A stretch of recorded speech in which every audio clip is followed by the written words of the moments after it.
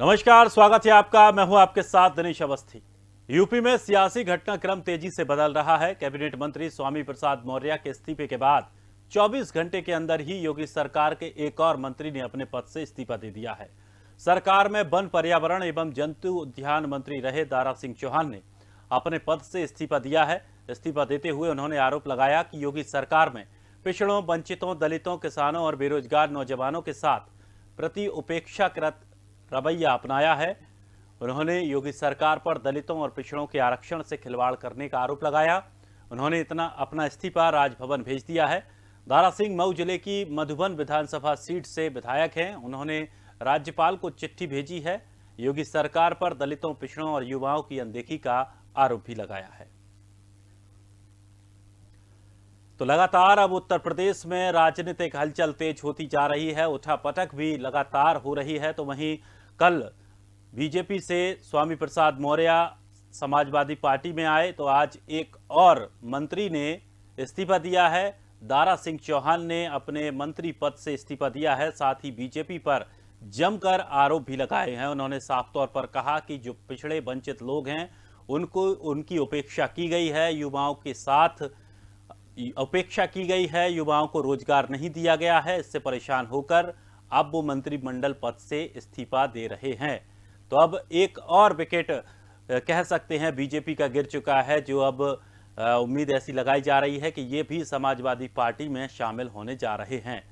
तो भाजपा को एक और बड़ा झटका लगा है। इस खबर पर अधिक जानकारी के लिए हमारे यूपी एडिटर अकील सिद्दीकी सीधे हमारे साथ जुड़ गए हैं। अकील, जिस तरह से लगातार अब राजनीति में उठापटक उत्तर प्रदेश में मच चुकी है, कल स्वामी प्रसाद मौर्य आए, तमाम विधायकों के आने का सिलसिला जारी हुआ, तो वहीं आज एक और मंत्री दारा सिंह चौहान, अब उन्होंने भी अपना इस्तीफा दे दिया है। क्या कुछ स्थिति बन रही है और क्या कुछ उठापटक और होने वाली है?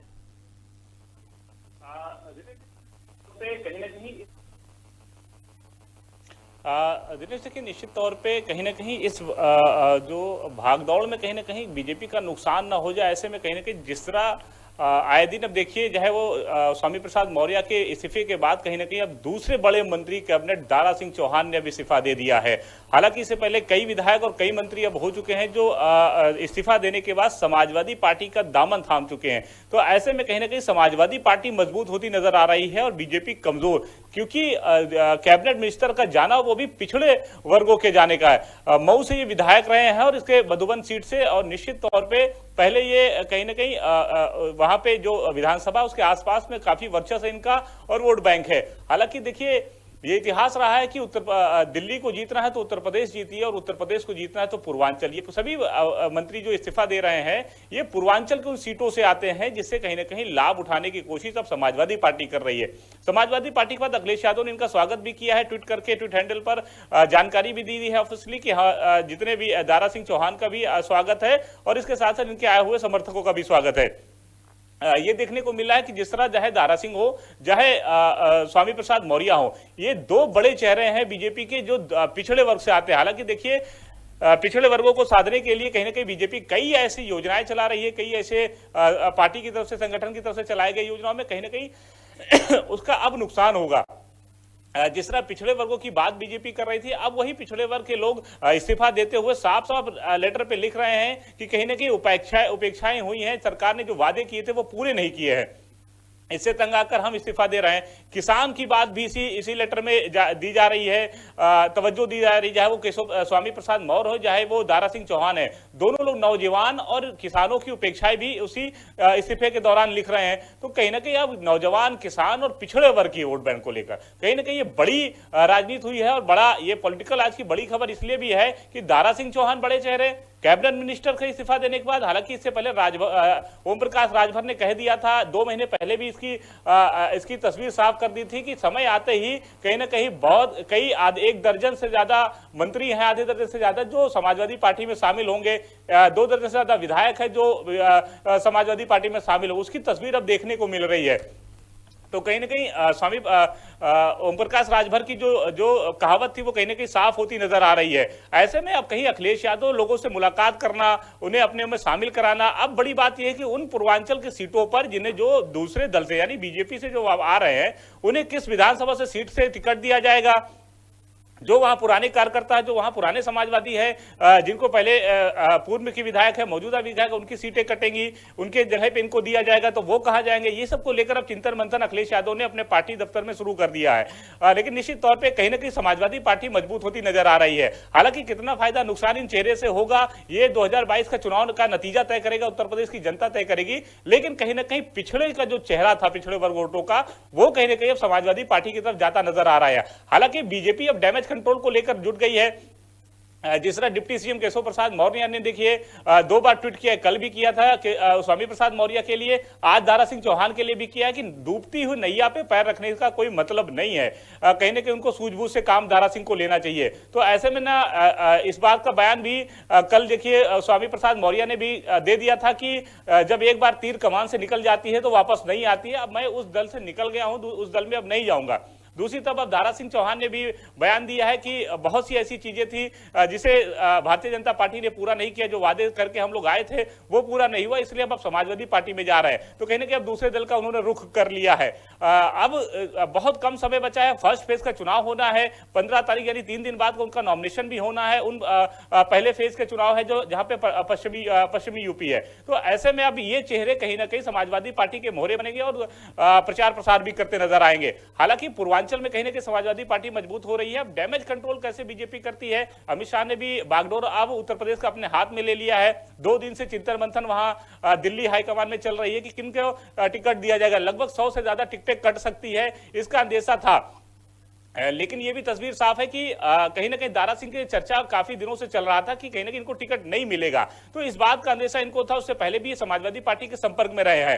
केशव और स्वामी प्रसाद मौर्य की अगर बात करें तो स्वामी प्रसाद मौर्य ने जितने सीटों को लेकर सहमति बनाई थी वो कहीं ना कहीं तालमेल नहीं बन पाई है। इसकी वजह से वो अपनी मांगों को लेकर अखिलेश यादव के पास गए, शायद उस बात को लेकर उनकी सहमति 19-20 होकर बन गई है, इसलिए वो समाजवादी पार्टी का दामन थामने जा रहे हैं। अब ऐसे में ओम प्रकाश राजभर से भी जो सीटें आज बैठक अभी चल रही है उनमें भी तस्वीर साफ हुई कि 10 से ज्यादा सीटें ओम प्रकाश राजभर को मिलेगा, 5 से ज्यादा सीटें शिवपाल सिंह यादव को मिलेगी। जिन जिन सीटों पे सहमति बन गई है, आरएलडी से जिस सीटों पे पश्चिमी यूपी में बनी है सहमति, उनकी भी तस्वीर साफ हो गई है।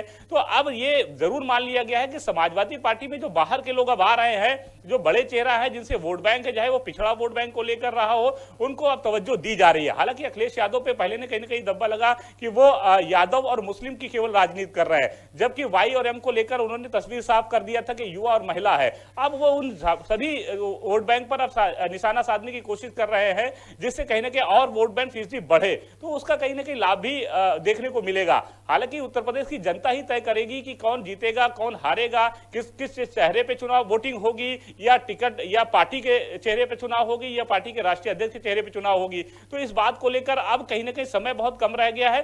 लेकिन कहीं ना कहीं दूसरे दलों के लोग तीसरे दल में जाना, चौथे दल में जाना, ये अब घर वापसी को लेकर या दूसरे दल में जाने की कवायद है बहुत तेजी से शुरू हो गई है। जी लेकिन अखिल, इसमें अगर पूरे मामले को देखें, चूंकि पिछली बार चाचा शिवपाल अलग हुए अखिलेश यादव से और समाजवादी पार्टी की जो स्थिति थी वो सबने देखी, लेकिन इस बार चाचा शिवपाल जैसे ही आए, तो क्या ये माना जा सकता है कि शिवपाल चाचा अखिलेश यादव समाजवादी पार्टी के लिए एक संजीवनी बनकर आए हैं? क्योंकि कहीं ना कहीं उनका जो अनुभव है वो बहुत ज्यादा मायने रखता है, क्योंकि पार्टी में उन्होंने कितना किया है, पार्टी में कितने सीनियर नेता रहे हैं वो, और उनका शायद अनुभव यहाँ ऐसा माना जा रहा है कि अखिलेश यादव को शायद ये काम आ रहा है।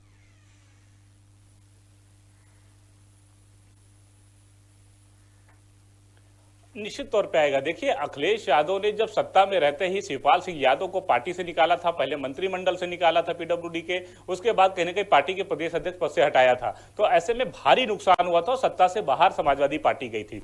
इतिहास गवाह है कि समाजवादी पार्टी को 2 लोगों ने चलाया है, वो है मुलायम सिंह यादव और शिवपाल सिंह यादव ने। तो कहीं ना कहीं उसका लाभ भी शिवपाल यादव को मिला। जब उन्होंने पार्टी छोड़ी, पार्टी से हटाए गए या मंत्रिमंडल से हटाए गए, तो सरकार का बड़ा नुकसान समाजवादी पार्टी का हुआ, क्योंकि शिवपाल सिंह को यह देखने को मिला और चर्चा का विषय भी बराबर रहा कि वो जमीनी नेता है और उन्होंने पूरे उत्तर प्रदेश में कहीं ना कहीं अपने नेटवर्क बनाए थे, जो समाजवादी पार्टी के अनुभवी और पुराने लोग थे, उन्होंने भी साथ छोड़कर समाजवादी प्रगतिशील के साथ खड़े हो गए थे, यानी शिवपाल सिंह यादव के साथ। तो उसका नुकसान हुआ। चाचा शिवपाल के पास कहीं ना कहीं इस बात को लेकर मंथन चिंतन करते रहे और संपर्क भी करते रहे, और अखिलेश यादव ने अपना बड़ा भी दिल दिखाया और उनके घर पहुंच गए थे। माफी तवाफी हुई, परिवार के साथ बैठना हुआ और उसी जिम्मेदारी पे फिर से चल गए। यानी कि अखिलेश यादव को पता है कि डैमेज कंट्रोल पूरा करना होगा, क्योंकि चाहे वो सत्ता पक्ष बीजेपी हो या अन्य दल हो, इस बात को लेकर हर मंच से लेकर जमीन तक ये कहते नजर आ रहे थे कि जो अपना घर नहीं संभाल पाए वो दूसरा पूरा प्रदेश क्या संभालेंगे। तो इसका नुकसान भी हुआ था। ऐसे में शिवपाल के आ जाने से कहीं ना कहीं सपा मजबूत होती नजर आ रही है, क्योंकि शिवपाल सिंह यादव उन सीटों पे भी दबदबा रखते हैं और दूसरा अनुभवी लोग जो हैं उनके साथ हैं। कहीं ना कहीं जब समाजवादी पार्टी की बहुत मजबूत नहीं थी तो शिवपाल सिंह यादव ने अपने भाई मुलायम सिंह यादव की मदद करते थे और पार्टी को आगे बढ़ाने का काम करते थे। इस सभी बात को लेकर मुलायम सिंह यादव ने भी 3 महीने पहले ही तस्वीर साफ कर दी थी कि इतिहास बदलेगा और शिवपाल सिंह यादव भी आएंगे, साथ खड़े होंगे, परिवार एक होगा, और वो कुंभा एक हुआ है। तो कुंभा एक होने के बाद कहीं ना कहीं अब छोटे दलों को भरी अपने सहयोगी दल के साथ लिया जा रहा है। देखिए बड़े चेहरे पर दांव नहीं लगा रहे अखिलेश यादव, चाहे वो कांग्रेस हो चाहे वो बसपा हो। बल्कि कई मंचों से अखिलेश यादव कहते नजर आए कि कांग्रेस के साथ हाथ मिलाना मेरी वो भूल थी, मेरी वो बड़ी गलती थी। बसपा को लेकर भी उन्होंने ये बात कही है। तो अब वो ये मान लिया गया कि बड़े दल से गठबंधन न करके उन छोटे दलों को तवज्जो दे रहे हैं। हालांकि देखिए अनुप्रिया पटेल की मां को जिस तरह उन्होंने आगे बढ़ाया है, उसे कहीं ना कहीं बड़ी राजनीति उन्होंने खेली है, तो इसका लाभ भी पूर्वांचल में मिलेगा। ऐसे में कहीं ना कहीं अब अलग अलग दल से और बड़े बीजेपी से कई कैबिनेट मिनिस्टर और विधायक अगर आ रहे हैं और शामिल हो रहे हैं, तो ये नजरअंदाज करने वाली बात नहीं, मजबूत कहीं ना कहीं समाजवादी पार्टी हो रही है। हालांकि अब डैमेज कंट्रोल बीजेपी कैसे करेगी, इसकी जिम्मेदारी अमित शाह पे है, मुख्यमंत्री पे है। तो अब ये देखना होगा कैसे वो अपने उन गढ़ों में जहां पर इनके कैबिनेट मिनिस्टर विधायक जो छोड़ के जा रहे हैं, उस सीट पर किसको चेहरा दावेदार बनाते हैं, किसको टिकट देते हैं, उससे कितना फायदा होता है, डैमेज कंट्रोल कितना होता है, ये देखने वाली जरूर बड़ी बात होगी। बिल्कुल। और अखिल, इसमें एक बात और देखने वाली है कि जिस तरह से बीजेपी ने प्रयास किए, तमाम मंत्रिमंडल में ओबीसी को लेकर के उन्होंने शामिल लोग कराए, कई मंत्रियों को उन्होंने ओबीसी विभाग में, ओबीसी के अंतर्गत उन्होंने कई मंत्रालय सौंपे, पूरे उत्तर प्रदेश में यात्राएं भी निकलवाई, आशीर्वाद यात्रा भी निकलवाई। क्या लगता है कि अब वो जो प्रयास बीजेपी ने किया था वो उसका जादू ज्यादा नहीं चलने वाला?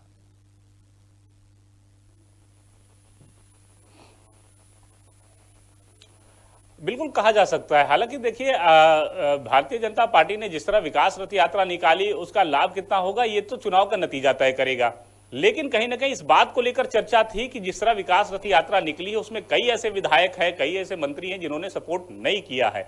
इस बात का चिंतन मंथन शुरू हो गया था। बहुत लोग को यह अंदेशा हो गया था कि टिकट उनका कट सकता है। बहुत से ऐसे मंत्री हैं जो मुख्यालय तक बार बार जी हुजूरी करते रहे, उनसे लोग यहां तक की था कि संगठन मंत्री ने भी मिलने से इनकार कर दिया था। ये भी अंदर की बात रही है। तो ऐसे में कई लोगों को यह हो गया था कि अब टिकट नहीं मिलेगा, तो उसका जो पहले से लोगों को अंदेश था तो इसलिए वो सपोर्ट नहीं किए, उसका भी लाभ उनको नहीं विकास रथ यात्रा में मिली। उसको चिंतन मंथन को लेकर अब वो दिल्ली हाईकमान तय कर रही है। लेकिन कहीं ना कहीं जिस तरह इस्तीफे का दौर शुरू है और उस इस्तीफे में ये बात का जिक्र हो रहा है कि किसानों को दूर रखा गया, उनको फैसिलिटी नहीं दी गई, योजनाओं का लाभ नहीं मिला है, उन जो वादे किए थे नौजवानों से वो पूरे नहीं किए, और सबसे बड़ी बात पिछड़े वोट बैंक को लेकर, उस समाज को लेकर कहीं ना कहीं उपेक्षाएं रही। इस बात का जिक्र स्वामी प्रसाद मौर्य ने भी किया है, दारा सिंह चौहान ने भी किया है। तो इसका कहीं ना कहीं नुकसान बीजेपी को भुगतना पड़ेगा। वो इसलिए भुगतना पड़ेगा कि बीजेपी उसी वोट बैंक पर कहीं ना कहीं राजनीति भी कर रही थी, उससे आगे बढ़ने की बात कर रही थी कि बहुजन समाज पार्टी का जो बिछड़ा वोट था वो बीजेपी के पास आ गया है, उन्हीं के लोगों को चीजों को लेकर आगे बढ़ रहे थे।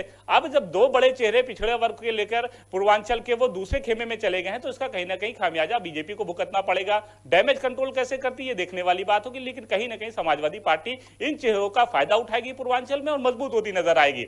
हालांकि छोटे ही दलों पर देखिए, छोटे ही नेता और छोटे ही दलों पर दोनों पार्टी कवायद शुरू की है, दोनों पार्टी उसी का फायदा उठाना चाह रही है, ना कि बड़े पार्टियों का। अब कांग्रेस की बात करें तो कांग्रेस उन महिलाओं पर अब दाव लगा रही है जहां पर रेप की पीड़िता हो या प्रताड़ित हुए हो विधायकों से, उनको टिकट देकर आगे जाना चाह रही है। यह भी जाहिर सी बात है कि जब महिलाओं को टिकट मिलेगा तो महिला घर घर के अंदर तक जाएंगी और उन महिलाओं को तोड़ने में कामयाब भी होंगी, उसे भी नजरअंदाज नहीं किया जा सकता है। हालांकि एक घर में अगर 4 वोट होती तो 3 अलग जाती है, कहीं और भी चला जाता है। यह हमेशा हर चुनाव में देखने को मिला है। तो इस गणित में कांग्रेस आगे बढ़ रही है। बीजेपी की बात करें तो बीजेपी अब पिछड़े वर्गों को लेकर जिस तरह बात कर रही थी उसका खामियाजा ये दिख रहा है कि जो पिछड़े वर्ग के चेहरे थे वो अब दूसरे खेमे में जा रहे हैं। तो अब डैमेज कंट्रोल कैसे करती है, सबसे महत्वपूर्ण बात यह होगी कि उन सीटों पर किन दावेदारों को उतारती है, किन किन चेहरे पे अब वो बीजेपी अपना भरोसा जताती है, उसका कितना लाभ वहां की जनता देती है। क्योंकि समाजवादी पार्टी के चेहरे पे वो दूसरा जो मौजूदा विधायक होगा और मंत्री होगा वो जाएगा, क्योंकि उसने अपने क्षेत्र में विकास कितना कराया कितना नहीं कराया वो भी तय करेगा।